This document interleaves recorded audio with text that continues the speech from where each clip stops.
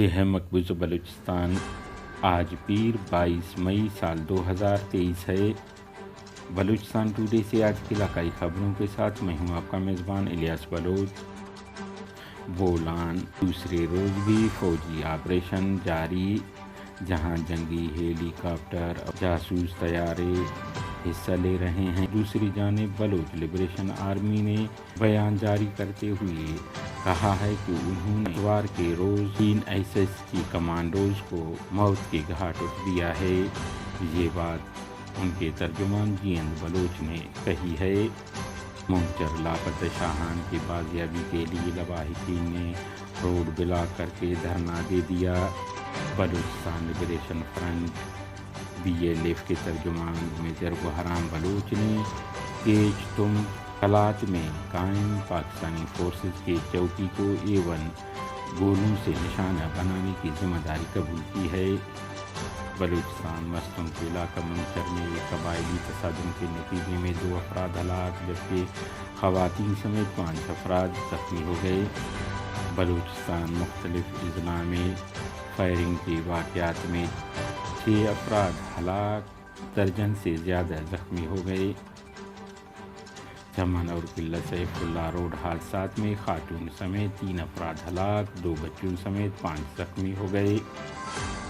بلوچستان کے علاقہ بولان میں سنیچر کے روز سے جاری فوجی آپریشن اتوار کے روز بھی جاری رہا، جبکہ ایک بار پھر فورسز اہلکاروں کے ہلاکت کی اطلاعات ہیں۔ بتایا جا رہا ہے کہ آپریشن کرنے والے SSG کمانڈوز پر BLA کے سرمچاروں نے حملہ کر کے 3 اہلکار ہلاک کر دیے ہیں۔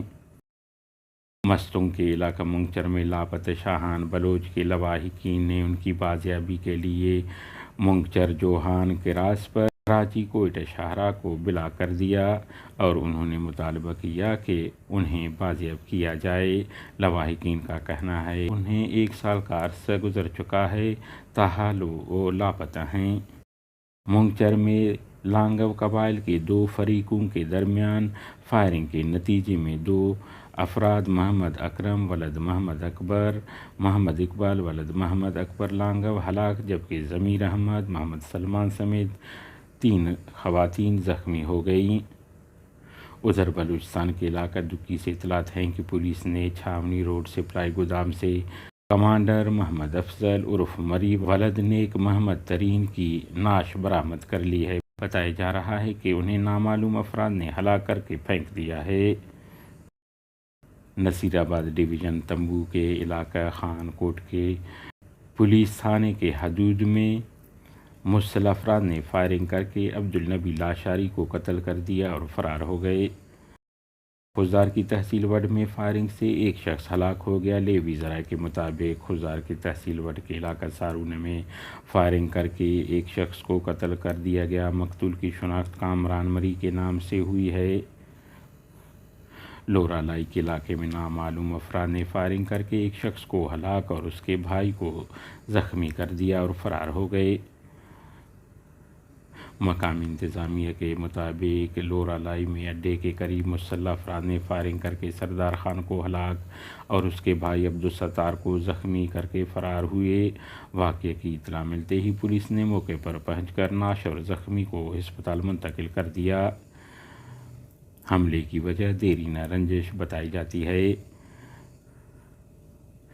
ضلع خضدار کے علاقہ نال لاہور زرد میں ڈیتھ اسکواڈ کے کارندہ مجیب پندرانی نے اپنے بھائی جاوید، سیف الرحمان اور دیگر رشتہ دار نواز رخشانی کے ہمراہ مل کر محمد عمر کمرانی کے گھر میں گھس کر ان کی بیوی اور بچوں کو تشدد کا نشانہ بنایا۔ بتایا جا رہا ہے کہ اس دوران انہوں نے ڈنڈوں اور پتھروں کا استعمال کیا۔ لورا لائی مہاجر کیمپ میں فائرنگ کر کے مسلح افراد نے نورا خان اور اس کی بیوی کو ہلاک کر کے موقع سے فرار ہوئے۔